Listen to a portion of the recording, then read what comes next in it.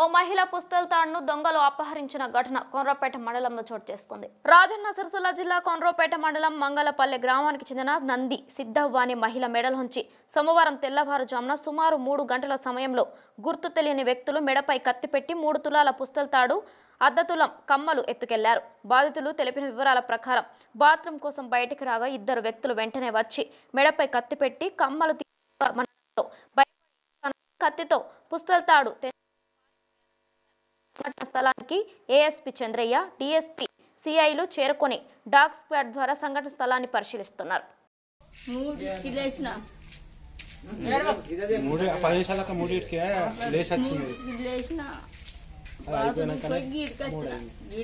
వరకు కత్తి పెట్టి మెడల కత్తి పెట్టి తాడు గుంజారు. తాడు గుంజి కమ్మలు అంటే పట్టింది చెగ్గుంటాని తీసేసి ఆయన మాటి కమ్మలు ఆయన తీసి ఆ చేతిలో పెట్టిన. ఇక పెట్టి అక్కడికి పోయి మొత్తుకున్నా. ఎంతమంది వచ్చారు? 2.